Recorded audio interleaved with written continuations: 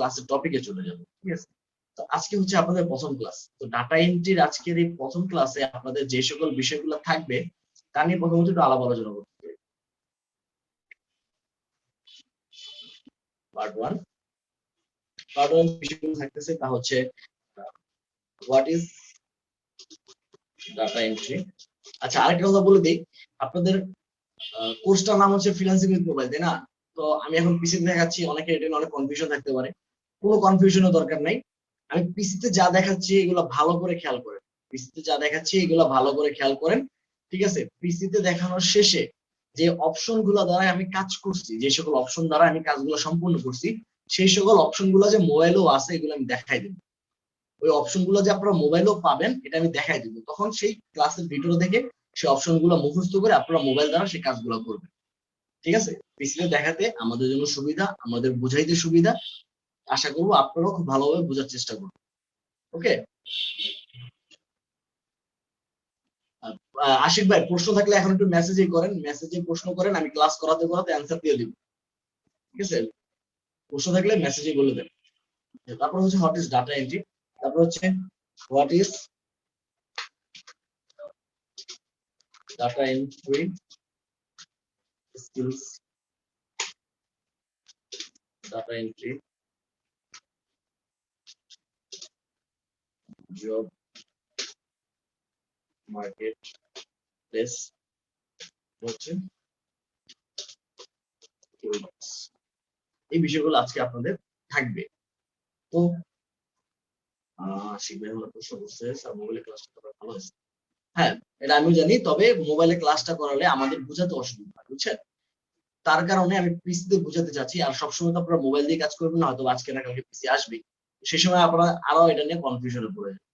তো আমি পিসিতে বুঝাই দিচ্ছি, ঠিক আছে, সমস্যা নাই, আমি পিসিতে বুঝাই দিচ্ছি। আপনি জাস্ট যে অপশন গুলোর কথা আমি বলবো, যে এই অপশনের ব্যবহার এইটা, এই জিনিসগুলো শুধু আপনি ফোকাস করবেন। যে স্যার এই অপশনটার নাম বলছে এটা, আর এই অপশনটা, সেই অপশন গুলো আমি আবার মোবাইলে দেখাই দিব এই ক্লাসের শেষের দিকে। সেই অপশন গুলাই আমি আবার মোবাইলে দেখাই দিব। আপনি জাস্ট ব্যবহার বিধিটা খেয়াল করেন। ঠিক আছে, আপনি জাস্ট ব্যবহার বিধিটা খেয়াল করেন যে এই অপশনের ব্যবহার এটা করতেছে, এই অপশনের ব্যবহার এটা করতেছে। আর সেই অপশন গুলো যে মোবাইলও আছে, মোবাইলেও যে এটা করা পসিবল সেটা আমি আপনাদেরকে দেখাই দিই, সমস্যা নেই। আজকে প্রথম ক্লাস আমি যেভাবে করাচ্ছি দেখেন, যদি আপনাদের বুঝতে অসুবিধা হয়, আপনি যদি একবারই বুঝতে না পারেন, সেক্ষেত্রে আমরা নেক্সটে আবার লাগলে মোবাইলের দিকে চলে যাব। তবে আশা করবো যদি ভালো করে ক্লাসের দিকে মনোযোগী থাকেন তাহলে অবশ্যই বুঝতে পারবেন। ঠিক আছে, তারপর দেখেন কি হয়, দেখি ক্লাসে লাস্ট। ডাটা এন্ট্রি বলতে কি বোঝায়? ডাটা বলতে কোনো তথ্য বা উপাত্তকে বোঝায়, কোনো তথ্য বা উপাত্তকে বোঝায় ডাটা। ঠিক আছে, ডাটা বলতে কোনো তথ্য বা উপাত্তকে বোঝায়। এন্ড এন্ট্রি বলতে সেটাকে লিপিবদ্ধ বোঝায়। লিপিবদ্ধ মানে কোথাও লেখা। এই যে আমি একটা জিনিস লিখলাম, এই যে আমি জিনিসটা লিখলাম, এটা কিন্তু আমি একটা ডাটা এন্ট্রি করলাম। কি ডাটা এন্ট্রি করলাম? যে আপনার ক্লাসে কি কি থাকবে সেই একটা ডাটা আমি এখানে এন্ট্রি করলাম। বুঝতে পারতেছেন আমার কথা? আপনাদের ক্লাসে কি কি থাকবে সেটা একটা ডাটা আমি এখানে এন্ট্রি করলাম, যে হ্যাঁ আপনাদের ক্লাসে এই জিনিসগুলো থাকবে। ঠিক আছে, এই যে জিনিস, এই যে ডাটাগুলো এন্ট্রি আমি করলাম, এটাকে বলা হয় ডাটা এন্ট্রি। কিংবা কোনো তথ্য বা কোনো উপাত্তকে কোথাও লিপিবদ্ধ করাকেই বলা হয় ডাটা এন্ট্রি। তো ডাটা এন্ট্রি অনেক ধরনের হতে পারে, ডাটা এন্ট্রির পরিধি অনেক ব্যাপক। তো ডাটা এন্ট্রি, আপনার প্রথমত এই জিনিসটা কনসেপ্টটা ক্লিয়ার হন যে ডাটা এন্ট্রি বলতে কি বোঝায়। কোনো কিছু লিখতেছেন কোনো জায়গায়, এটি ডাটা এন্ট্রি। কোনো সম্পর্কে কোনো কিছু লিখতেছেন, এটাই ডাটা এন্ট্রি। কিছু ডাটাকে আপনি এন্ট্রি করতেছেন, কিছু তথ্যকে আপনি লিপিবদ্ধ করতেছেন, কোনো ইনফরমেশনকে আপনি লিপিবদ্ধ করতেছেন, এটাই হচ্ছে ডাটা এন্ট্রি। ঠিক আছে, তো ডাটা এন্ট্রির অনেক ধরনের স্কিল হয়, ডাটা এন্ট্রির স্কিলের অভাব নাই। আমি এই সকল স্কিল গুলো দেখানোর জন্য আমি আপনাদের একটু মার্কেট প্লেস নিয়ে যাবো, যেটা জব মার্কেট প্লেস, যে জব মার্কেট প্লেস গুলোতে আপনাদের মতো আরো অনেকে কাজ করে, অলরেডি কাজ করতেছে। সেই সকল মানুষদের যে স্কিল গুলো আছে সেই স্কিল গুলোর সাথে একটু দেখাবো, আপনাদের পরিচয় করাই দিব। তার জন্য আমি চলে যাবো হচ্ছে fiverr.com। এটা হচ্ছে একটা মার্কেট প্লেস, যে মার্কেট প্লেসে এরকম ডাটা এন্ট্রির অজস্র লোকজন আছে যারা কাজ করতেছে। ঠিক আছে, সে সকল লোকরা কি কাজ করতেছে, তাদের স্কিল গুলা কি কি, ডাটা এন্ট্রি, এই সকল বিষয়গুলো নিয়ে আমরা একটু আলাপ আলোচনা করবো। আচ্ছা দেখেন, এখান থেকে আমি চলে যাচ্ছি ডাটা এন্ট্রি।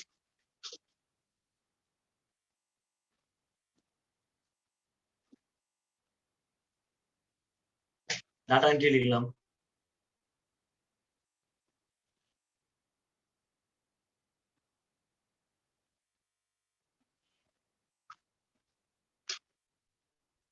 দেখেন ডাটা এন্ট্রি এমন অনেক আছে, আপনারা যেমন ডাটা এন্ট্রি কাজ নিয়ে মার্কেট প্লেসে নামবেন, এমন অনেক লোকজন আছে যারাও ডাটা এন্ট্রির কাজ কাম নিয়ে তারা কাজ কাম করতেছে। তো আমি একটাতে ঢুকলাম, এগুলা কি করে, কিভাবে করে, এগুলো সব শেষের দিকে জানতে পারবেন। এখন জাস্ট আমি আপনাদের স্কিলটা বুঝাবো যে আসলে স্কিলটা কি।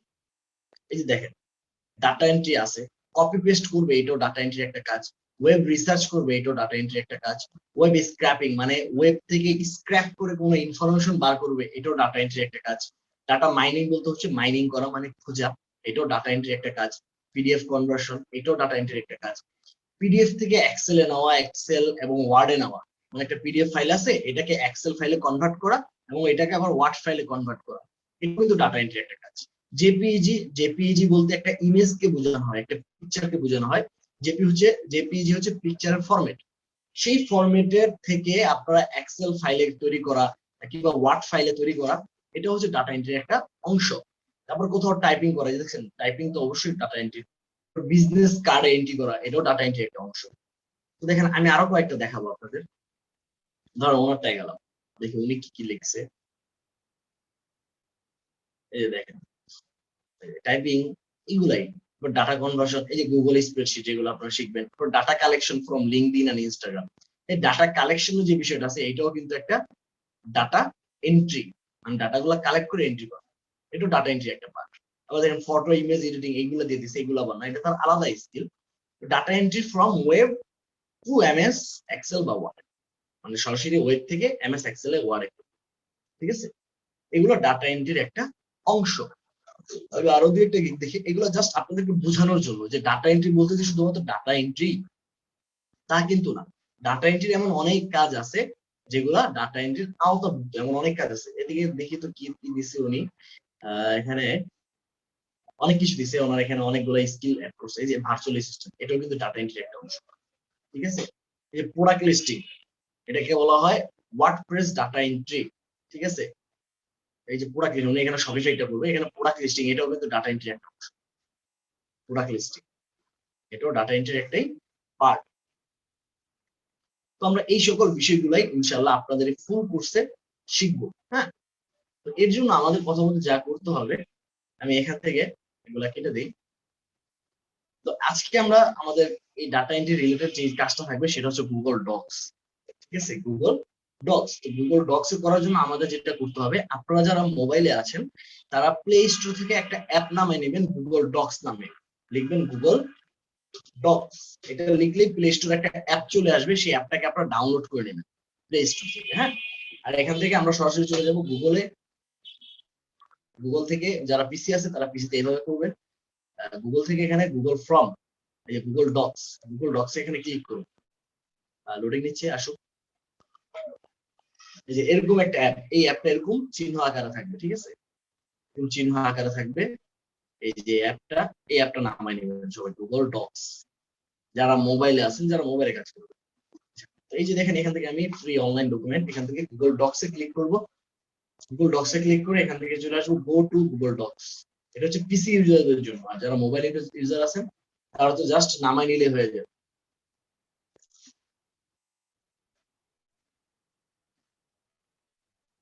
এখানে আসার পরে এখান থেকে ব্ল্যাঙ্কে ক্লিক করবো,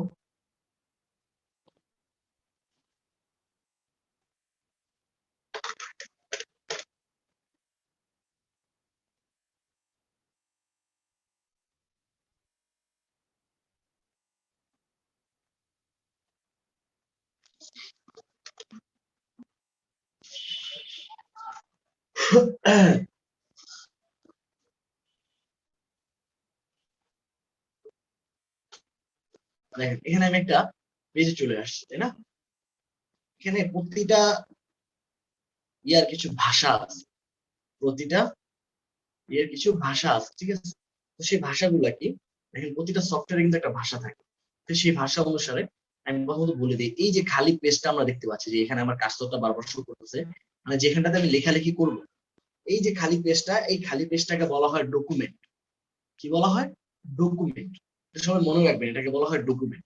অনেক সময় কিন্তু ক্লায়েন্ট এই গুগল ডক্স এর নামটা উচ্চারণ নাও করবে, এটাকে বলা হয় ডকুমেন্ট। আচ্ছা গুগল ডক্সটা কি সেটা নিয়ে আগে একটু বলি।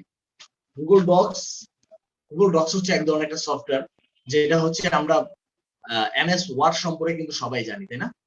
এমএস ওয়ার্ড, এমএস ওয়ার্ড এর মতোই একটা সফটওয়্যার গুগল ডক্স।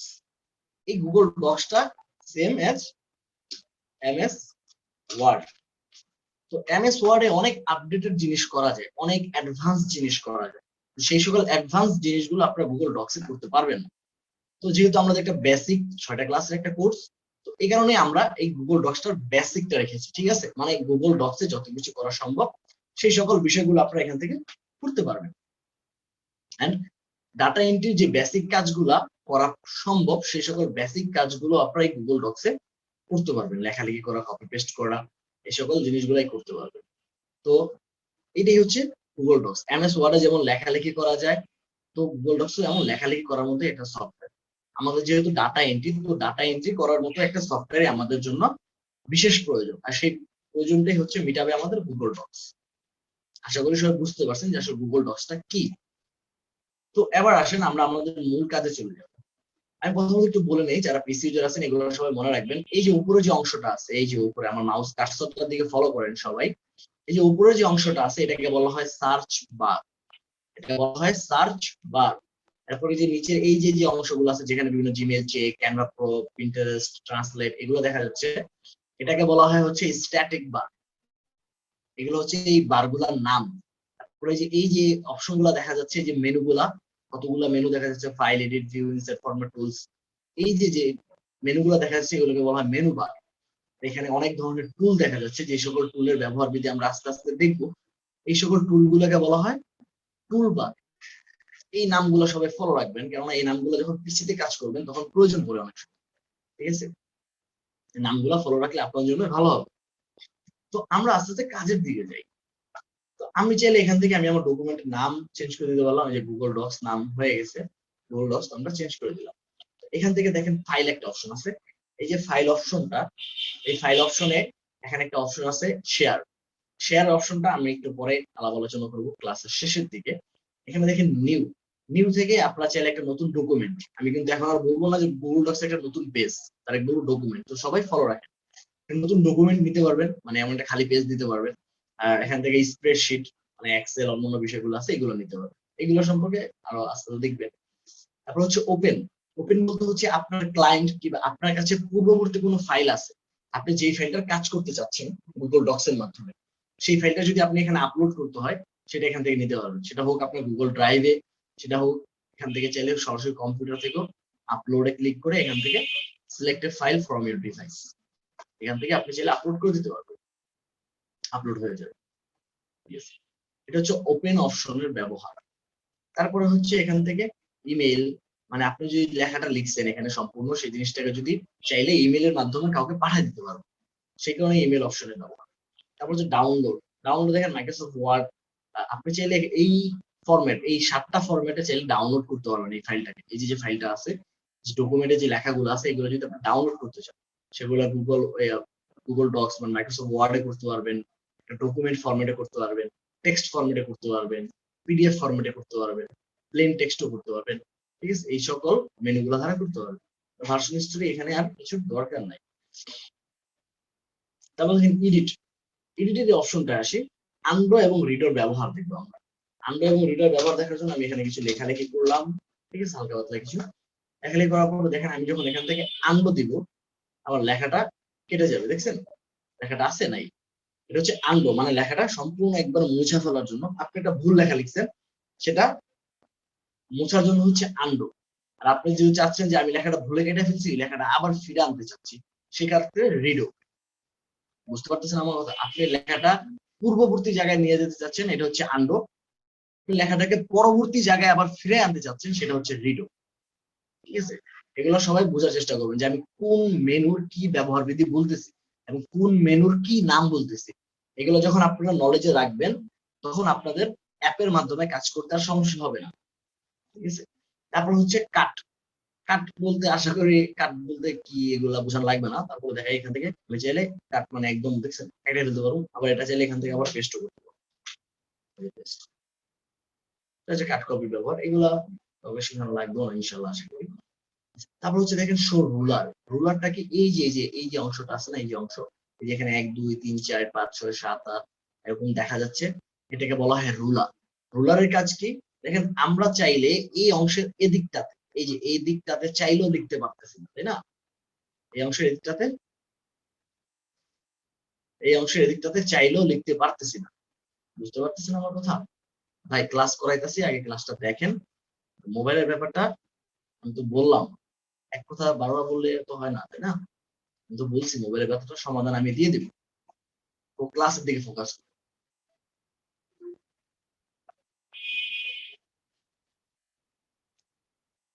তো এখান থেকে দেখেন আমরা চাইলেও এই অংশের এই জায়গাটাতে লিখতে পারতেছি না, তাই না?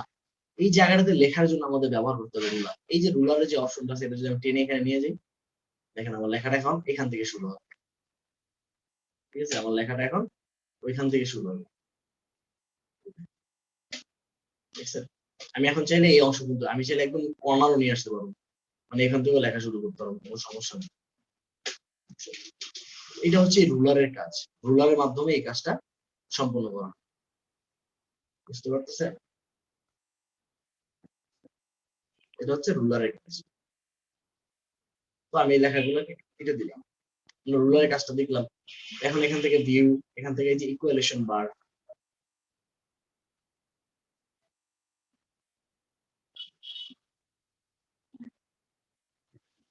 এটা হচ্ছে ইকুয়ালেশন বার। ইকুয়ালেশন বার গুলা দিয়ে কি করে, ইকুয়ালেশন বার দিয়ে লেখালেখি করে এটা সামনে আমি দেখাবো। আচ্ছা, তারপর আসেন আমরা ইনসার্ট ফরম্যাটে। ইনসার্ট বলতে আমরা ইনপুটকেও বুঝি, মানে বাহির থেকে কোনো কিছু আনা, এটা কিন্তু সহজ ভাষা আমরা ইনপুট বুঝি, তো এটা কম্পিউটার ভাষা বলা হয় ইনসার্ট। কিছু ইনসার্ট করে আনা। দেখেন আমি চাইলে এখান থেকে একটা বাহির থেকে একটা ইমেজ আনতে পারবো, আপলোড ফ্রম কম্পিউটার, আপনি চাইলে কম্পিউটার থেকে সরাসরি নিতে পারবেন, সরাসরি ওয়েব থেকে চাইলে খুঁজে নিতে পারবেন। আপনার ড্রাইভে যদি ফটো সেভ করা থাকে সেগুলো নিতে পারবেন, ফটোস থাকলে কিংবা কোনো ইউআরএল মানে কোনো লিংকের মাধ্যমে যদি নিতে চান সেটাও নিতে পারবেন। তো দেখেন আমি যদি আপলোড ফ্রম কম্পিউটার থেকে নিই, আমি এখান থেকে ডেস্কটপ থেকে নিচ্ছি, ঠিক আছে? আমি এটা ইমেজ বাইরে থেকে নিয়ে আসলাম, এটাকে বলা হয় ইনসার্ট, মানে আমি ইম্পোর্ট করে নিলাম। বুঝতে পারতেছেন? আমি এটাকে কেটে দিই। তারপর আবার এখান থেকে আসেন, এখান থেকে আবার আমি আরেকটু দেখাই। এই যে টেবিল, টেবিলের যে বিষয়টা আছে এটা আমরা দেখবো গুগল শিট, মানে এক্সেল এর সাথে যেটা সিমিলার সেই জিনিসটা দেখবো আমরা গুগল শিটে। এটা এখন দেখবো না, ড্রয়িং প্রয়োজন পড়বে না। চার্ট এই জিনিসটা দেখবো শিটস, দেখছেন এই শিটসে দেখবো। এবার আসলে হরাইজন্টাল লাইন, হরাইজন্টাল লাইনটা দেওয়ার আগে এখানে একটু আরেকটা জিনিস দেখায় নি আপনাদের।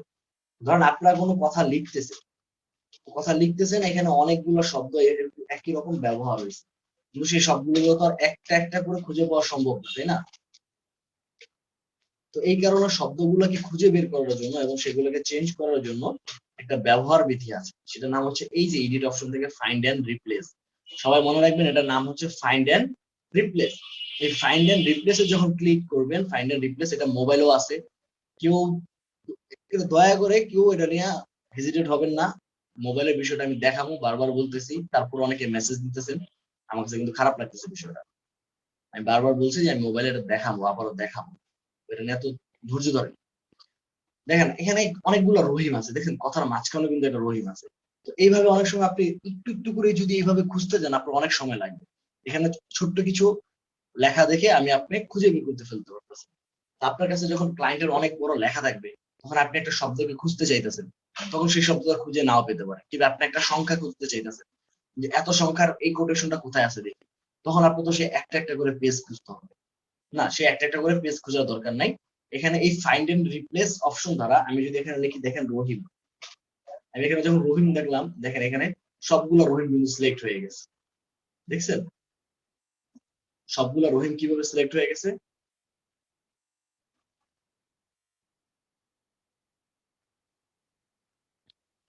সবগুলো রহিম কিভাবে সিলেক্ট হয়ে গেছে দেখছেন? আচ্ছা একটু বলেন তো আমারে, আমার কি সাউন্ডে কোনো প্রবলেম আছে নাকি? যারা আছেন একটু বলেন তো, ইয়েস অর নো মেসেজে, তাড়াতাড়ি। যারাই ক্লাস করতেছেন আমার সাউন্ড কি ক্লিয়ার নাকি ক্লিয়ার না?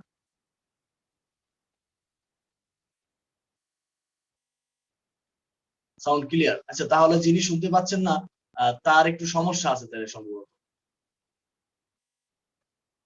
তাহলে তার একটু সমস্যা আছে, কি যেন নাম ওনার, আহ, তালুক মোহাম্মদ ভাই, তাহলে আপনার নেটওয়ার্কে একটু সমস্যা হতে পারে, আপনি কষ্ট করে আপনার নেটওয়ার্কটা ক্লিয়ার করেন, হ্যাঁ?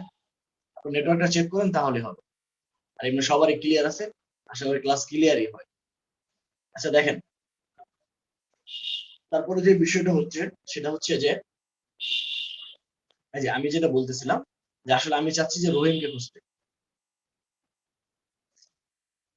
আমি চাচ্ছি যে এই সফটওয়্যারটা মাইক্রোসফট ওয়ার্ড এর মতো, এটা আমি আগেও বলছি।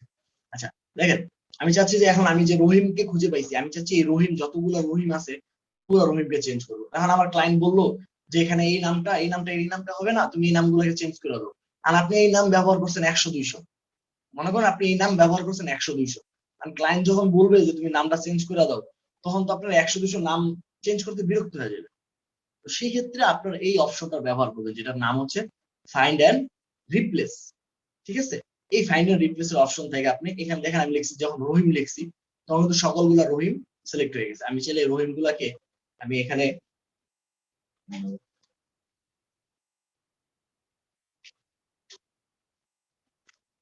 জববার দ্বারাও চেঞ্জ করে দিতে পারি।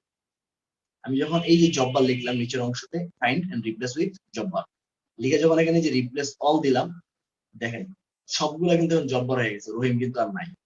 এখানে যদি কেউ রহিমও লেখে সে কিন্তু পাবে না, দেখছেন আছে নাই। তো আমি যদি এখানে আবার জববার লিখি, দেখেন আমি এখানে যদি আবার জববার লিখি, দেখছেন আবার জববার গুলো সিলেক্ট হয়ে গেছে। আমি জববার গুলাকে চাইলে আমি আবার এখানে করিম ধারাও চেঞ্জ করে দিতে পারবো, দিয়ে যখন রিপ্লেস অল দিলাম দেখেন সবগুলো কিন্তু এখন আবার করিম হয়ে গেছে। তো এটাই হচ্ছে ফাইন্ড এন্ড রিপ্লেস, মানে একই কথা অনেকগুলো আছে, সেগুলোকে আপনি একটা একটা করে ফাইন্ড করার কোনো দরকার নাই। আপনি চাইলে একবারে সেগুলো একসাথে ক্যাচ করে সরাসরি রিপ্লেস করে দিতে পারবেন। এটাই হচ্ছে ফাইন্ড এন্ড রিপ্লেস এর ব্যবহার। আশা করি এটা ক্লিয়ার। আমরা যে অপশনটাতে ছিলাম সেটা হচ্ছে কি ইনসার্ট অপশন, তাই না? আচ্ছা ইনসার্ট অপশনে আবার দেখেন এই পর্যন্ত ছিলাম হরাইজন্টাল লাইন।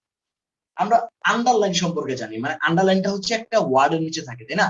আন্ডারলাইন হচ্ছে একটা ওয়ার্ডের নিচে থাকে, মানে একটা যদি আমি আন্ডারলাইন দিই, যে দেখেন আমি যখন আন্ডারলাইনটা দিব এখান থেকে এখানে ওয়ার্ডের নিচে আন্ডারলাইন কই থেকে দিচ্ছি এটা কিন্তু আমি দেখাম, আমি জাস্ট আপনাদের বোঝানোর জন্য দিতেছি, কনফিউজ হওয়ার কিছু নাই। আন্ডারলাইনটা হচ্ছে একটা ওয়ার্ডের নিচে, আর হরাইজন্টাল লাইন হচ্ছে সম্পূর্ণ একটা লাইনের নিচে। দেখেন সম্পূর্ণ একটা লাইন কিন্তু তৈরি হয়ে গেছে, এক ধরনের একটা পেজ ব্রেকও মনে করতে পারেন, মানে একটা সেকশন ব্রেক।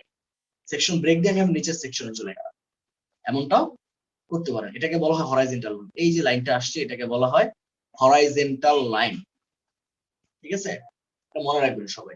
তারপর হচ্ছে ফুটনোট। ফুটনোট বলতে বোঝানো হয় একদম নিচে গিয়ে একটা নোট তৈরি হবে, দেখছেন একদম নিচে গিয়ে একটা নোট তৈরি হবে। আপনি এখানে চাইলে একটা কোটেশন দিয়ে দিতে পারেন। আমরা অনেক সময় অনেক কিছু দেখি না যে বিশেষ দ্রষ্টব্য, এই জিনিসটা লেখা থাকে একদম পেজের নিচে ছোট্ট করে, এটা হচ্ছে সেই ফুটনোট। ঠিক আছে, কিংবা বিশেষ কোনো বিষয়। আচ্ছা তারপর দেখেন এখান থেকে এই যে স্পেশাল ক্যারেক্টার, স্পেশাল ক্যারেক্টার বলতে বোঝানো হয় বিভিন্ন সাংকেতিক চিহ্ন। এই দেখেন বিভিন্ন সাংকেতিক চিহ্ন, এগুলোকে বলা হয় স্পেশাল ক্যারেক্টার। দেখতে পাচ্ছেন বিভিন্ন সাংকেতিক চিহ্ন এখানে অনেক ধরনের আছে, যে ল্যাটিন, যেটা ল্যাটিনও ব্যবহার করা সম্ভব। বুঝছেন এই শব্দগুলো যে সাংকেতিক চিহ্নগুলোকে বলা হয় স্পেশাল ক্যারেক্টার। এই যে পাঞ্চুয়েশন, যেগুলো আমরা কিবোর্ডের উপরে কিংবা মোবাইলের কিবোর্ডের উপরে দেখতে পাই, এগুলো এখানে আছে। সব এখানে অনেক ধরনের আছে, ফরম্যাট এন্ড হোয়াইট স্কেপ, এই যে দেখেন। আচ্ছা এটা দেখা যাচ্ছে না, এই যে দেখেন, এবং অনেক আছে, এগুলোকে বলা হয় সাংকেতিক চিহ্ন কিংবা স্পেশাল ক্যারেক্টার। এবার আসেন ইকুয়ালেশনের উপরে। ইকুয়ালেশন এখান থেকে ইনসার্টে, ইনসার্ট থেকে ইকুয়ালেশন। ইকুয়েশন, ইকুয়েশন হচ্ছে আমরা অনেক সময় বিভিন্ন বীজগণিতিক জিনিসপত্র লেখালেখি করি না, যেমন আপনার 2ab প্লাস √5, এই যে এখান থেকে দেখেন এই যে ইকুয়ালেশন, একটা ইকুয়েশন একটা বার আছে, এখান থেকে আপনি চাইলে যে রুট ব্যবহার করতে পারবেন। বুঝেছেন, a b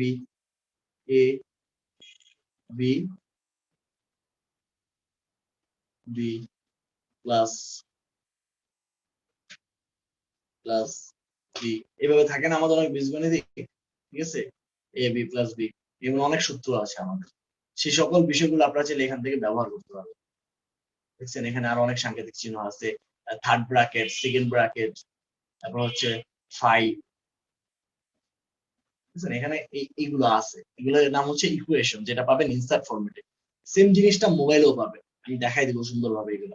ঠিক আছে, তারপর হচ্ছে হেডার অপশন। এখানে বলছে হেডার এন্ড ফুটার। হেডার এর ফুটারটা আমি কাজ করতে করতে দেখাবো। তারপর হচ্ছে পেজ নাম্বার, আপনারা চাইলে পেজের নাম্বার দিয়ে দিতে পারবেন এখান থেকে, চাইলে নিচেও দিতে পারবেন, উপরে এখন দিলাম, পেজের নাম্বার চলে আসছে, দেখছেন একটা করে পেজের নাম্বার থাকতেছে, দেখতে পাচ্ছেন, এটা হচ্ছে পেজ নাম্বার। তারপর section page break. Page break বলতে কি বোঝায়, আপনি এই পেজটাতে আছেন, আপনি এই পেজটাতে আছেন, আপনি চাচ্ছেন একটা নতুন পেজে চলে যাবেন, মানে এই পেজটা এইভাবে থাকবে, একই ডকুমেন্টে আপনি আরেকটা পেজ নিতে, আরেকটা ডকুমেন্ট নিতে চাচ্ছেন একই ডকুমেন্টে, মানে নতুন কোনো আসবে না, কিন্তু আরেকটা নতুন আসবে নিচে।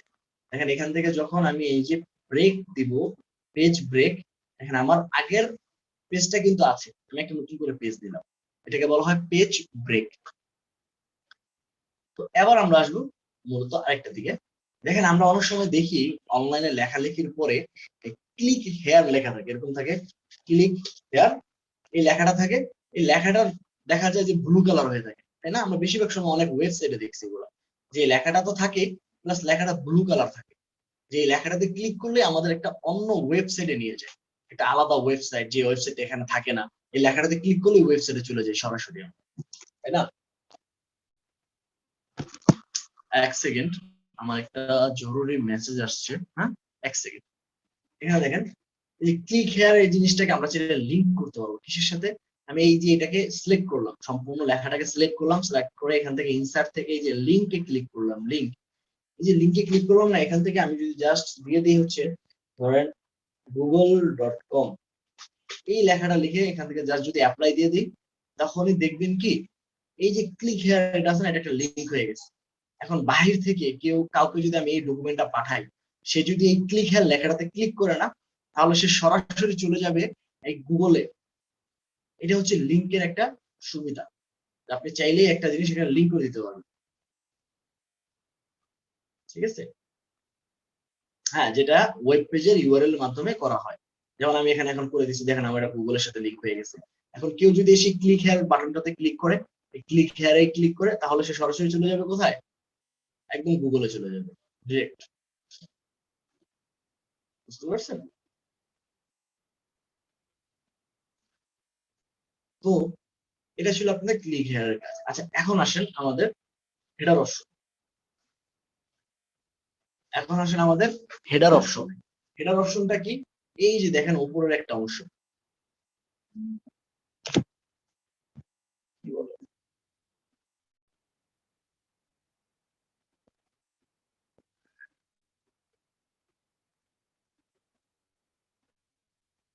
সাউন্ড তো ক্লিয়ার দেখতে পাচ্ছি, আপনার এখানে সমস্যা দিতেছে কি কারণে বুঝতেছি না। আচ্ছা দেখেন আমি তাহলে একটু জোরে কথা বলার চেষ্টা করতেছি আপনাদের সুবিধার্থে, সমস্যা নাই।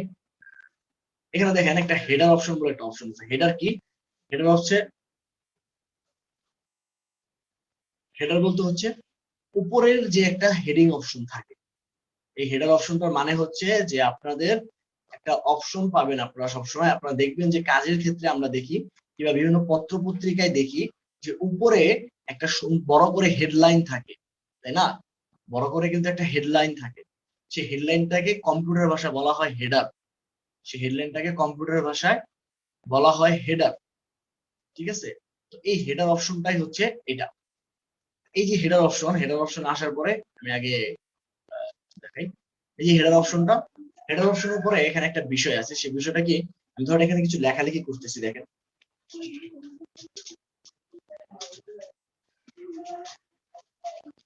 লেখালেখি করলাম, লেখালেখি করে আমার লেখাটা কিন্তু অনেক ছোট, এই ক্ষেত্রে আমি এটাকে একটু ফরম্যাটিং করবো। ফরম্যাটিং করবো বলতে হচ্ছে লেখার ফন্টের স্টাইল চেঞ্জ করব, লেখার ফন্টের সাইজ বাড়াবো, ঠিক আছে, এগুলো করব। তো দেখেন এখান থেকে যে ফরম্যাট, চাইলে আপনি ফরম্যাট থেকেও সরাসরি কাজ করতে পারেন, কিংবা আপনি চাইলে এই যে টুল বারটা আছে, টুল বার থেকেও করতে পারেন। তো আমি এই যে লেখাটাকে এখন একটু বড় করে দেবো, এখান থেকে যে টুল বার থেকে ফন্ট সাইজ, আমি লেখাটাকে বড় করে দিলাম, বড় হেডারটাকে একটু ফরম্যাটিং করে দিই, দাঁড়ান।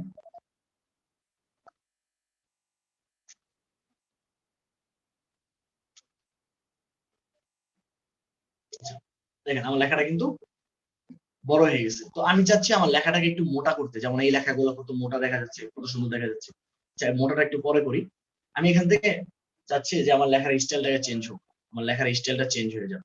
লেখার স্টাইল চেঞ্জ করার জন্য এখান থেকে এই যে ফন্ট স্টাইল কিংবা ফরম্যাট থেকে ওই যে টেক্সট, ঠিক আছে, টেক্সট থেকে সাইজ ক্যাপিটালাইজেশন এগুলো কিন্তু এখানে আছে। ওকে, তো আমি এটা এখান থেকে সরাসরি এই যে ফন্ট স্টাইলে ফন্টের স্টাইলটা চেঞ্জ করে দেবো। দেখেন ফন্টের স্টাইলটা কিন্তু চেঞ্জ হয়ে গেছে, দেখছেন? আমার ফন্টের স্টাইলটা এখন একটা জিনিস খেয়াল করেন আপনারা, আমরা হেডলাইন কিন্তু দেখি বরাবর পত্রিকার মাঝখানে থাকে, তাই না? তো আমার হেডলাইনটা তো একদম বাম দিকে। আমার এই হেডলাইন গুলাকে বামে ডানে মাঝখানে নিতে হলে আপনাদের একটা মেনু ব্যবহার করতে হবে, একটা টুলের ব্যবহার করতে হবে, যে টুলটার নাম হচ্ছে অ্যালাইনমেন্ট। মনে রাখবেন সবাই, এই টুলটার নাম হচ্ছে অ্যালাইনমেন্ট। এই যে এখানে অ্যালাইনমেন্ট, ঠিক আছে? এই অ্যালাইনমেন্ট, এই টুলগুলা কিন্তু আমি এখন জাস্ট যে ব্যবহার বিধি দেখাচ্ছি, আমি কিন্তু যখন মোবাইলে যাব তখন কিন্তু জাস্ট আমি টুলগুলা দেখাবো আপনাদের। যে অ্যালাইনমেন্ট বলছিলাম, এই যে দেখেন অ্যালাইনমেন্ট টুলটা আছে। তারপরে বলছিলাম যে ফন্টের সাইজ কিভাবে বাড়াতে হয়, সেই ফন্টের সাইজের মেনু গুলো আছে, আমি জাস্ট সেইগুলো দেখাবো।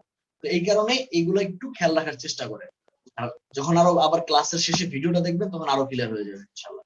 এই যে অ্যালাইনমেন্ট থেকে যখন অ্যালাইনমেন্ট হয় 4 প্রকার, মনে রাখবেন অ্যালাইনমেন্ট হয় 4 প্রকার: left alignment, central alignment, right alignment, paragraph.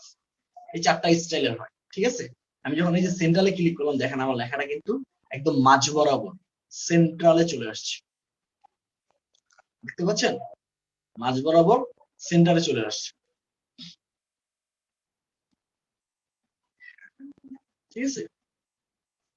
এটা হচ্ছে অ্যালাইনমেন্টের ব্যবহার। তো আমি এখান থেকে চাইলে আমার লেখাটাকে একটু ঘোরা পেঁচা দিতে পারি, এখান থেকে ফরম্যাটও দিতে পারি, চাইলে এখান থেকেও দিতে পারি। দেখেন আমি যখন বোল্ড দিলাম আমার লেখাটা কিন্তু মোটা হয়ে যাচ্ছে, এটাকে বলা হয় বোল্ড। বোল্ড দিলে আপনার লেখাটা পরিমাণের তুলনায় মোটা হয়ে যাবে। দেখেন এখানে যখন এই যে বোল্ডটা দেওয়া আছে, আমি এখানটাতে আবার দেখাই, এখানে কিছু লেখালেখি করলাম আমি, ঠিক আছে? এই যে কিছু লেখালেখি করছি কিন্তু, আর এইগুলোর তুলনায় কিন্তু এই লেখাটা অনেকটাই চিকন, এইগুলোর তুলনায় এই লেখাটা অনেকটাই চিকন। আমি চাইলে এই লেখাটাকে এইভাবে সিলেক্ট করে এই যে বোল্ড দিলাম, লেখাটা কিন্তু বোল্ড হয়ে গেছে, দেখছেন? এগুলোর সাথে একসাথে মিলে গেছে না? আবার চাইলে আমি আমার এই লেখাটাকে একটু কাট করে দিতে পারবো, যেটা স্টাইলের নাম হচ্ছে ইটালিক। দেখেন এই লেখাগুলো যেমন সোজা, এই লেখাটা কিন্তু একটু মানে হেলানো টাইপের, যেটাকে বলা হয় ইটালিক, ঠিক আছে? যেটাকে বলা হয় ইটালিক, এটা সবাই মনে রাখবেন। তারপর হচ্ছে দেখেন এই যে এখানে আমার এটা কিন্তু আন্ডারলাইন আছে, আমি চাইলে এই লেখাটাকে আন্ডারলাইন, এই লেখাটা করবো এখানে, আমার লেখাটার নিচে আমি চাচ্ছি একটা আন্ডারলাইন থাকুক, আমি চাইলে এই লেখাটাকে এভাবে সিলেক্ট করে এই যে আন্ডারলাইন অপশনটা আছে, দেখছেন? আন্ডারলাইন হয়ে যাচ্ছে। অযথা কেউ মেসেজ দিবেন না, অযথা কেউ মেসেজ দিবেন না, আমি দেখাচ্ছি। অযথা মেসেজ দেওয়ার কোনো কারণ নাই, আপনি মেসেজ দিলে কিন্তু মেসেজটা চেক করি কি দিতেছে। তো এই অযথা শুধু তুমি মেসেজে বসে বসে টাইপিং করার কোনো প্রয়োজন নাই, ঠিক আছে? তো দেখেন আমি আন্ডারলাইনটা এখানে দিয়ে দিচ্ছি। আবার আমি চাচ্ছি যে আমার লেখাটার একটু ফন্ট স্টাইলটাকে কালারটাকে চেঞ্জ করে দেবো, কারণ এখান থেকে আমি কালারটাকে চেঞ্জ করে দেবো, ঠিক আছে? দেখছেন আমার কালার চেঞ্জ হয়ে গেছে। এগুলো কিন্তু ফরম্যাট থেকেও পারবেন। এখান থেকে আমি চাচ্ছি আবার ফিল কালারটা চেঞ্জ করে দেবো, এখান থেকে আমি আমার এটা ফিল কালার চেঞ্জ করে দেবো, দেখছেন? এটা হচ্ছে আপনার বিভিন্ন ব্যবহার বিধি দেখাচ্ছে। তারপরে এই যে লিঙ্কটা আমরা ইনসার্ট অপশন থেকে করছিলাম, এই যে ইনসার্ট লিঙ্ক, এই লিঙ্কটা চাইলে এখানেও করে দিতে পারবেন। আমি চাইলে এখান থেকে এটাকে ইয়ে করে লিঙ্কটাতে ক্লিক করে এখান থেকে রিকভারি আইটি ইনস্টিটিউট,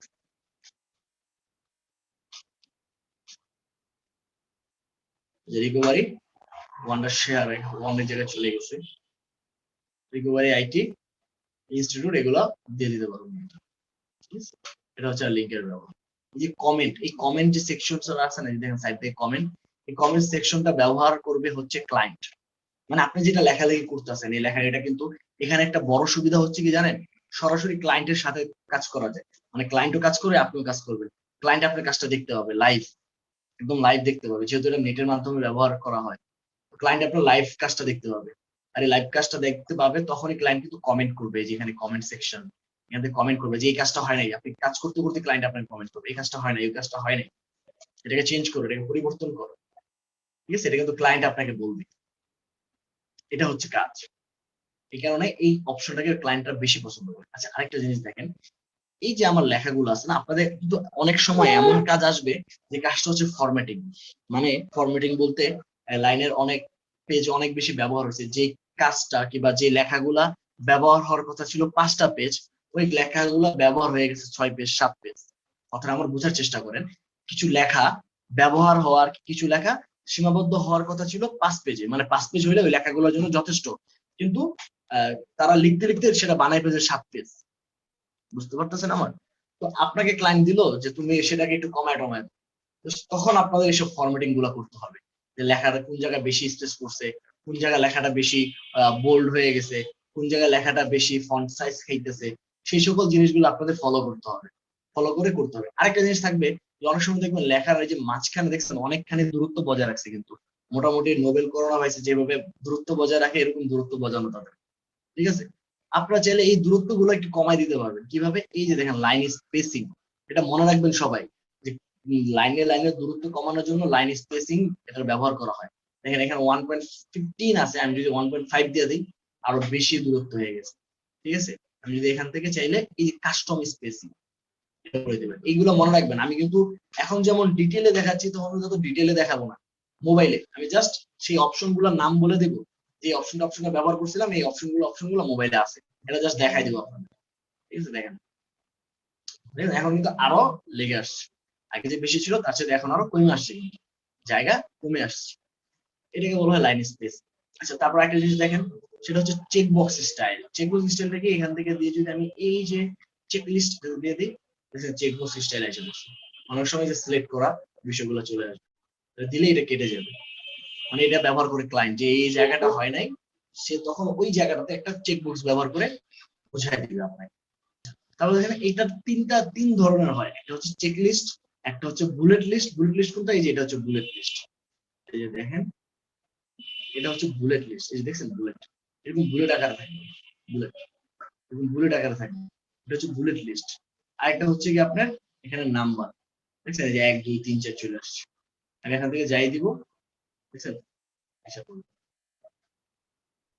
এইভাবে আমি যদি জাস্ট ইন্টার দিব, লেখালেখি করব, ইন্টার দিব, চলে আসবে, লেখালেখি করব, ইন্টার দিব, অটোমেটিক নাম্বারিং হয়ে যাবে, অটোমেটিক নাম্বারিং হয়ে যাবে, দেখতে পাচ্ছেন? অটোমেটেড নাম্বারিং হয়ে যাবে, ওকে? আচ্ছা, তারপর একটা জিনিস দেখেন, এখানে আমরা অনেক সময় দেখি যে একটা মেইন মেনু থাকে আর কয়েকটা সাব মেনু থাকে, তাই না? একটা মেইন মেনু থাকে, কয়েকটা সাব মেনু থাকে। তো সেই সাব মেনুটা ব্যবহার করার জন্য এখান থেকে আপনি যেই চাচ্ছেন যে জায়গাটা সাব মেনু হিসেবে ব্যবহার করবেন, সেই জায়গাটা সিলেক্ট করে এই ইনডেন্ট অপশনটা ক্লিক করবেন, ঠিক আছে? যেখানে সাব মেনু আকারে হয়ে আসে, ঠিক আছে? এই ছিল আপনাদের গুগল ডক সম্পর্কিত কার্যকলাপ, গুগল ডক সম্পর্কে কাজ, এই ছিল আপনাদের গুগল ডক সম্পর্কে কাজ। আচ্ছা, আমি যতটুকু দেখাবো মোবাইলের, ততটুকু দেখেও যদি না বুঝেন, ততটুকু দেখেও যদি আপনাদের বুঝতে অসুবিধা হয়, সেক্ষেত্রে মোবাইলের একটা ভিডিও করা আছে ডিটেলে, ঠিক আছে? সেটা দিব আজকের জন্য, তারপর নেক্সট ক্লাস থেকে আপনাদের আবার মোবাইলে ক্লাস করানো, সমস্যা নেই, যেভাবে আপনাদের সুবিধা হবে সেভাবে ক্লাস চালনা করা হবে, ঠিক আছে? কিন্তু পিসিতে দেখালাম, পিসিতে দেখে যদি আপনাদের সেভাবে মোবাইলে দেখাও যদি আপনাদের বুঝতে অসুবিধা হয়, আমার কথাটা ভালোভাবে খেয়াল করেন, পিসিতে দেখানোর পরেও যদি আপনাদের মোবাইলে কাজ করতেও আবার সমস্যা হয় মোবাইলে দেখানোর পরে, সেক্ষেত্রে মোবাইলে একটা ভিডিও করা আছে, সেই ভিডিওটা দেব, সেটা দেখে যদি কি যতটুকু বুঝেন বুঝবেন, নেক্সট ক্লাস থেকে আবার মোবাইলে করাবো, লাগলে সমস্যা নাই। তো অনেকে হাত উঠাইছে, আমি মাইক অন করে দিচ্ছি। আচ্ছা, আমি একটু গুগল ডক্সটা দেখাইনি, যারা হাত উঠেছেন তারা একটু অপেক্ষা করেন, গুগল ডক্সটা দেখাইনি। হ্যাঁ, এই যে দেখেন মোবাইল এখান থেকে যে ডক্স দেখা দেখছেন আমার অপশনটা ডক্স, এই ডক্সে চলে যাবেন আপনারা সরাসরি। ডক্সে আসার পরে আমি যেভাবে কথাগুলো বলবো কথাগুলো ভালো করে খেয়াল করার চেষ্টা করুন, ঠিক আছে? এইভাবে কিন্তু এত ডিটেলে আমি খুব কমই শিখাতে দেখছি অনেকে, তো আমি যেভাবে দেখাচ্ছি আশা করবো না এরপর আর কোনো সমস্যা থাকবে। দেখেন এই যে উপরে আর লেখা দেখছেন, আর লেখা, আর লেখার সাথে যে ফাইল অপশনটা আছে, এই ফাইলটা হচ্ছে আমরা পিসিতে যে মেনু ওপেন ব্যবহার করছিলাম না, ফাইল অপশন থেকে ওপেন, যেভাবে আপনি আপনার চাইলে মোবাইল থেকে কিংবা ডকুমেন্ট থেকে কিংবা আপনার পিসি থেকে কিংবা ক্লায়েন্টের দেওয়া একটা ফাইল আপনি আপলোড করতে পারবেন, সেটা হচ্ছে এই যে ফাইল অপশন। এখান থেকে ক্লিক করে এই যে device storage Google drive, device storage থেকে আপনি চাইলে সেই ফাইলটা এখানে আপলোড করে নিতে পারবেন, আপনার ক্লায়েন্টের দেওয়া হোক যার দেওয়া হোক, ঠিক আছে? এটা হচ্ছে সেই ওপেন মেনুটা। সবাই খেয়াল করেন, আমি যতগুলো মেনুর নাম বলছি ততগুলো মেনু কিন্তু এখানে দেখাবো, কার্যকরী মেনুগুলা, এগুলো সবাই খেয়াল করেন। কিবা এই যে এখান থেকে দেখছেন ডিভাইস ফাইলস, ডিভাইস ফাইল থেকেও আপনারা ছেড়ে নিতে পারবেন। তারপর হচ্ছে একটা নতুন মেনুর জন্য, একটা নতুন মেনুর জন্য কোনটা প্রেস করবেন, এই যে প্লাস বাটনটা দেখতে পাচ্ছেন, প্লাস বাটন, এই প্লাস বাটনটাতে ক্লিক করবেন একটা নতুন মেনুর জন্য। এখান থেকে নিউ ডকুমেন্ট, এখান থেকে নিউ ডকুমেন্ট, নতুন ভাবে লেখালেখি করার জন্য যে নিউ ডকুমেন্ট, এটাতে যখন ক্লিক করবেন দেখেন আপনাদের সামনে একটা নতুন ডকুমেন্ট চলে আসবে, আপনাদের সামনে একটা ডকুমেন্ট চলে আসবে, দেখছেন একটা ডকুমেন্ট চলে আসছে। আচ্ছা এবার আসেন প্রথম উপর থেকে শুরু করি, উপরের অংশটা দেখেন। এই যে আমি লেখালেখি করতেছি, লেখালেখি করলাম হালকা পাতলা। আমি প্রথমে বলছিলাম আন্ডো এবং রিডোর কথা, তাই না? প্রথম যে মেনুটা দেখাইছিলাম আন্ডো এবং রিডো। এই যে দেখেন আন্ডো, এই যে উপরের বাম দিকে যে কাজ করে এটা হচ্ছে আন্ডো, ডান দিকে যেটা কাজ করে এটা হচ্ছে রিডো। দেখতে পাচ্ছেন, বাম দিকে কাজ করা হচ্ছে আন্ডো, ডান দিকে কাজ করা এটা হচ্ছে রিডো, যেটা আমি প্রথমে দেখাইছিলাম এডিট অপশনে। তারপর হচ্ছে এই যে দেখেন আবার নিচের দিকে দেখেন, নিচের দিকে লেখাটা দেখেন, এখানে দেখেন বি, মানে একটু আগে যেটা দেখালাম বোল্ড করা, কোনো লেখাকে যদি বোল্ড করতে হয় সেটাকে সিলেক্ট করে বিতে ক্লিক করেন, দেখছেন লেখাটা বোল্ড হয়ে গেছে। তারপর কোন লেখাকে যদি ইটালিক করতে হয়, এই যে লেখাটাকে সিলেক্ট করে আইতে ক্লিক করেন, আই লেখাটাতে, এটা হয়ে যাবে ইটালিক। দেখছেন আমার লেখাটা কিন্তু হেলানো হয়ে গেছে, একটু আগে যেগুলো বলছি আমি। ফলো করার সবাই, যেই মেনুগুলোর কথা বলছি ঠিক সেম মেনুগুলাই কিন্তু এখানে, ঠিক আছে? ঠিক সেম মেনুগুলাই কিন্তু এখানে আছে। তারপরে দেখেন এই যে আন্ডারলাইন, যে জিনিসগুলো দেখেছিলাম এগুলো এই যে আন্ডারলাইন, দেখছেন আমার লেখাটা কিন্তু আন্ডারলাইন হয়ে যাবে,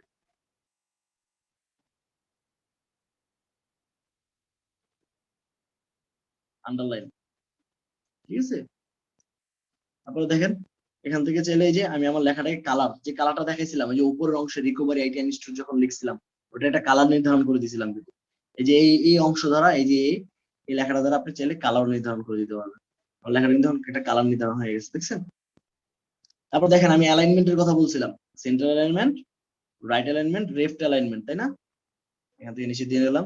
এই যে দেখেন এই যে লাল বাটন, এ তে লাল, এ লিখে লাল, নিচে দিয়ে লাল রংটা দেওয়া, এটার সাথে এই যে অ্যালাইনমেন্ট, সেন্ট্রাল দিলে সেন্ট্রাল অ্যালাইনমেন্ট হয়ে গেল। যখন রাইট অ্যালাইনমেন্ট দিলাম রাইট অ্যালাইনমেন্ট হয়ে গেল। যখন প্যারাগ্রাফ দিলাম অ্যালাইনমেন্ট হয়ে গেল। এই জিনিসগুলো মাথায় রাখতে হবে যে এগুলোর নাম অ্যালাইনমেন্ট, ঠিক আছে? তারপরে একটু আগে যেমন দেখালাম তিন ধরনের ব্যবহার করা যায়, একটা হচ্ছে বুলেট লিস্ট, একটা নাম্বারিং লিস্ট, আর একটা হচ্ছে চেক লিস্ট। এই যে দেখেন চেক লিস্ট, দেখেন চেক লিস্ট আকারে এসে বসে কিন্তু এই যে বুলেট লিস্ট, এটা সাথেই যখন চেক লিস্টে ক্লিক করুন বাকিগুলো কিন্তু চলে আসবে। তারপর হচ্ছে দেখেন নাম্বারিং, আমি যদি এখন একটা একটা করে দিই, যে নাম্বার হয়ে গেল। একটু আগে এই কিছুক্ষণ আগে যেটা পিসি দেখালাম নাম্বারিং লিস্ট হয়ে গেছে কিন্তু। আচ্ছা তারপরে আমি তারপর আবার বলছিলাম যে কোনো সময় দেখি যে পিসিতে বিভিন্ন প্রশ্নে, যে একটা মেইন প্রশ্ন থাকে তার সাথে কিছু সাব কোয়েশ্চেন থাকে, তাই না? তো সেই সাব কোয়েশ্চেন কিভাবে তৈরি করে, এই যে ইনডেন্ট, দেখছেন সাব কোয়েশ্চেন মানে একের এ, তারপর আবার যদি দেই একের বি, লিখে লিখে আবার যদি একের সি, আমরা যেমন এমসিকিউ দেখি একের ডি, দেখছেন এগুলো মেনুর সাথে সাব মেনু, এই ইনডেন্ট। আবার যদি চাই এটাকে ফিরে নিতে, এই যে ডিক্টেট, মানে আগের জায়গায় চলে আসছে, আবার যখন এটা দেবো ইন্ডেন্ট হয়ে যাবে। এই মেনুগুলা যেগুলা এই মাত্র দেখাইছি, তো এই মেনুগুলা মোটামুটি শেষ হলো। এবার উপরে চলে আসেন, একদম উপরে দেখেন এ লেখা লিখে তিনটা ডট দেওয়া, চারটা ডট, এ লিখে চারটা ডট, এই অপশনটাতে ক্লিক করে যে জিনিসটা এই মাত্র দেখালাম সকল কিছু এখানে। এই যে হাইলাইট কালার, হাইলাইট কালার কোনটা, যে আমি পিছনে যে একটা ব্যাকগ্রাউন্ড কালার দিছিলাম খেয়াল আছে, ওই এই অপশনটাতে ক্লিক করলে এগুলো সব একসাথে পেয়ে যাবেন। তো এগুলো এখানে আসতে দেখে আমি সহজে দেখাই দিতে আপনাদের। তারপর যদি ওইভাবে না পান তাহলে ওই যে এ চারটা ডট দাও এখানে ক্লিক করবেন, ক্লিক করে এখান থেকে যে হাইলাইট কালার, আমি চাইলে এই হাইলাইট কালারটা এখান থেকে সিলেক্ট করে দিলাম, দেখছেন হাইলাইট কালার হয়েছে। পিছনে আকাশি আর কি অন্য একটা কালার, উপরে লাল কালার, দেখতে পাচ্ছেন ক্লিয়ারলি? আচ্ছা তো আমরা দেখলাম এই অপশনটা গেল। তারপর আমরা দেখছিলাম ইনসার্ট, তাই না? এই যে ইনসার্ট প্লাস বাটনটাই হচ্ছে ইনসার্ট বাটন। লিঙ্ক করা এখানে আছে, ক্লায়েন্ট কমেন্ট করবে এটাও আছে। ইমেজ ইনসার্ট, কিভাবে ইমেজটাকে আমরা নিয়ে আসবো এটা কিন্তু দেখছি, যে হরাইজন্টাল লাইন, হরাইজন্টাল লাইন, দেখছেন? তারপর হচ্ছে কি আপনার পেজ ব্রেক, আমি কিন্তু বলছিলাম যে একটা পেজ থেকে আমি চাচ্ছি একই ডকুমেন্টে আরেকটা নতুন পেজ হোক, সে পেজ ব্রেক, এই যে পেজ ব্রেক, পেজ ব্রেক হয়ে গেছে, দেখতে পাচ্ছেন? তারপর হচ্ছে এখান থেকে পেজ নাম্বার, বলছিলাম যে পেজের নাম্বার চলে আসবে যখন দিব, এবার যখন দিব ওই যে এক নাম্বার উপরে চলে আসছে, দেখছেন? এই যে একে উপরে এক চলে আসছে, এটা হচ্ছে হেডারে চলে গেছে কিন্তু, এটা হচ্ছে এক নাম্বার, ঠিক আছে? তো তারপর আবার যে জিনিসটা আছে, আরেকটা কথা বলছিলাম আমি, আবারও প্লাসে ক্লিক করলাম, প্লাস মানে হচ্ছে ইনসার্ট, প্লাস মানেই হচ্ছে ইনসার্ট। যাদের কোশ্চেন আছে তারা হাত উঠান, আমি কিন্তু একটু পরেই দিব। তারপর হচ্ছে ফুটনোট, এই যে ফুটনোটে ক্লিক করলাম, এই যে বিশেষ দ্রষ্টব্যের যে লেখাটা দেখছেন নিচে লেখা হচ্ছে কোথায়, বিশেষ দ্রষ্টব্যের যে লেখাটা, কোন জায়গাটা বুঝেন নাই স্যার? বুঝলাম না, কোন জায়গাটা বুঝেন নাই, কোন অংশটা বুঝেন নাই?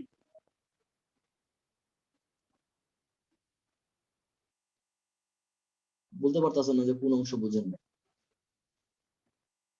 আচ্ছা ঠিক আছে, দেখেন তো এই গেল ইনসার্ট অপশনের যে কাজগুলো আমি পিছিয়ে দেখাইছি। এটা যখন আপনারা আবার ভালো করে, ক্লাসের ভিডিওটা দেখবেন তখন আরো ক্লিয়ার হয়ে যাবে। এখন হয়তো অনেকটা কনফিউশন কাজ করতে পারে, এটা স্বাভাবিক। ক্লাসের শুরুতে আমরা অনেক সময় এগুলো বুঝি না, যখন আমরা ক্লাসের ভিডিওটা আবার দেখি 2-3 বার তখন অনেকটা ক্লিয়ার হয়ে যায়। ঠিক আছে, পেজ নাম্বার, এই যে প্লাস বাটনে ক্লিক করে এখান থেকে এই যে পেজ নাম্বার, প্লাস বাটনটা ক্লিক করে এই যে নিচে পেজ নাম্বার, এখান থেকে জাস্ট পেজ নাম্বারে ক্লিক করে দিলে পেজ নাম্বার চলে আসবে। ঠিক আছে, তারপর দেখেন থ্রি ডট অপশনটা, থ্রি ডট অপশনের ব্যবহার বিধি এখানে তো বেশি নাই, কিন্তু এখানে আছে যে দেখেন ফাইন্ড এন্ড রিপ্লেস, যেটা দেখাইছিলাম।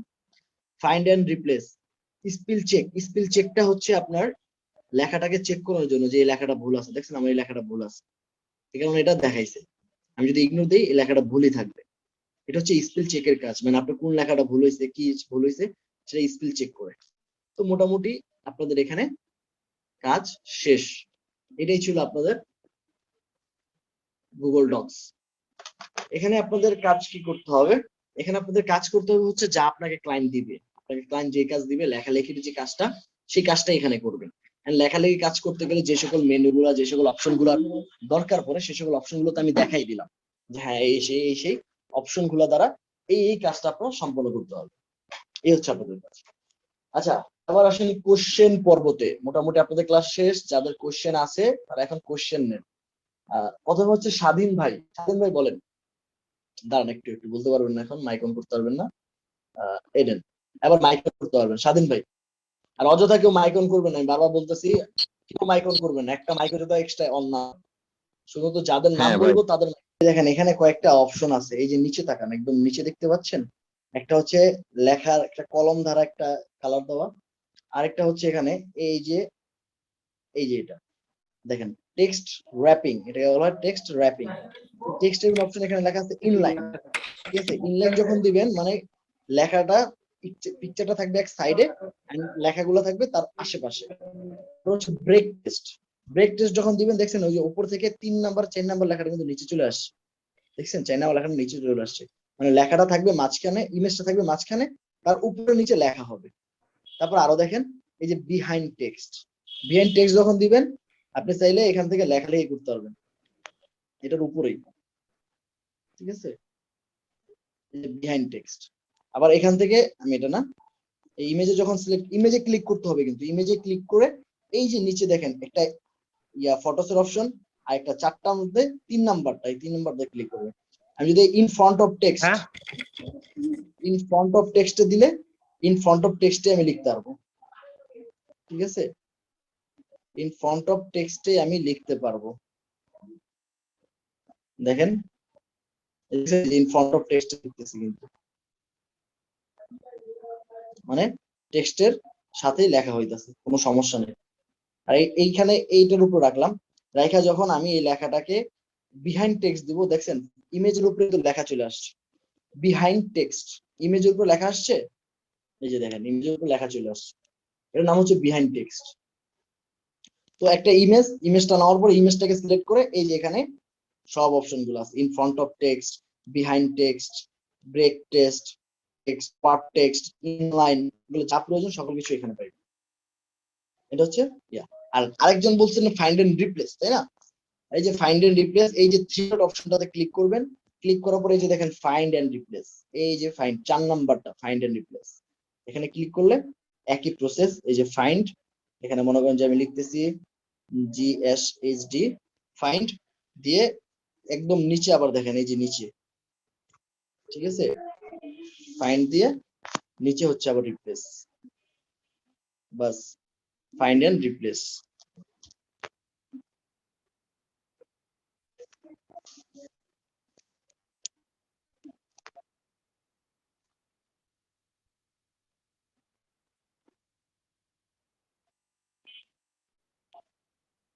তারপর হচ্ছে গিয়া প্রশ্নে আসি।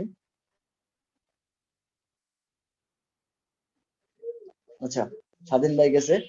সাজ্জাদ ভাই বুঝতে পারছেন? জি ভাইয়া, বুঝতে পারছি। মানে আপনি আগে ক্লাসগুলো করছিলাম তো, এইটাই প্রবলেম ছিল ইউটিউব থেকে। আচ্ছা, জি নাইম ভাই বলেন এবার। আসসালামু আলাইকুম স্যার। জি, ওয়ালাইকুম আসসালাম রাহমাতুল্লাহ। আচ্ছা, প্রথমে সরি, না আসলে প্রথমবার জুমে অ্যাপে তো ক্লাস করতেছি, সেই জন্য ওইগুলো সেটিং গুলো একটু বুঝতে সমস্যা হতেছে। পিসি থেকে যে দেখাইছিলেন লাইনের মাঝে যে দূরত্ব কমানো বাড়ানোর ব্যাপারটা, ফোন থেকে যদি একটু দেখাইতেন। আচ্ছা ঠিক আছে, এই তো দেখছেন মাথায় আছে যে না, লাইনের দূরত্ব কমানো বাড়ানোর জন্য ওই অপশনটার নাম ওইটাও। এই জিনিসগুলো যখন আপনার থাকবে তখন আপনার মোবাইল আটকাবেন না। এই জিনিসগুলো যখন আপনি বুঝবেন তখন কিন্তু আপনার মোবাইলে আটকাবেন না। ঠিক আছে, এই অপশনটার নাম হচ্ছে লাইন স্পেসিং। লাইন স্পেসিং, ঠিক আছে। এই যে এখান থেকে এখানে আছে অপশনটা, আমি দেখাচ্ছি।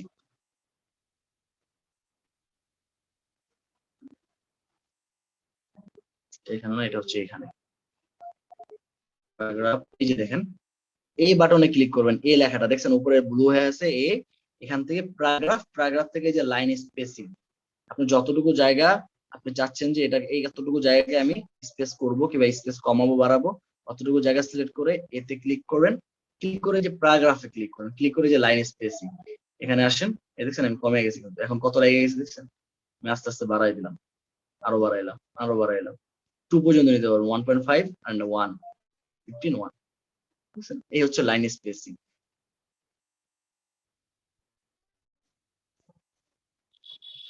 ক্লায়েন্টের কি কাজ থাকবে তা যদি আমার জিজ্ঞাসা করেন আমি কিভাবে বলবো বলেন? দিবে তো ক্লায়েন্ট, কাজ তো আর আমি দিব না, তাই না? দিবে ক্লায়েন্ট। তো ক্লায়েন্ট কি ধরনের কাজ দেয় সেটা ক্লায়েন্টের সাথে কথা বলেই বুঝতে পারবেন। মাঝে কোনো কথা নাই ভাই, যদি কোশ্চেন থাকে তাহলে হাত উঠান, আমি বলার সুযোগ করে দিচ্ছি। মাঝে আরেকজন প্রশ্ন করছেন যে স্যার লিঙ্ক কিভাবে ক্রিয়েট করব, তাই তো? আচ্ছা, লিঙ্ক ক্রিয়েট করার জন্য আমি আবার স্ক্রিন শেয়ার দেই। আমি লিঙ্কের কথা কিন্তু বলছি আরেকবার। দেখেন এখান থেকে ডগস, ডগস থেকে এই যে এখান থেকে প্লাস বাটন, প্লাস বাটনটা দেখছেন, প্লাস বাটন এই যে উপরে লিঙ্ক, প্লাস বাটনের শুরুতেই লিঙ্ক, প্লাস বাটনের শুরুতেই লিঙ্ক, এই যে লিঙ্ক, লিঙ্ক থেকে আপনি যেটা ইচ্ছা এখানে লিঙ্ক করে google.com দিয়ে এই যে ইন্টার দিয়ে দেন, লিঙ্ক হয়ে গেছে। এই লেখাটা দেখছেন অটোমেটেড লাল ছিল কিন্তু ব্লু হয়ে গেছে, লাল ছিল ব্লু হয়ে গেছে, দেখতে পাচ্ছেন?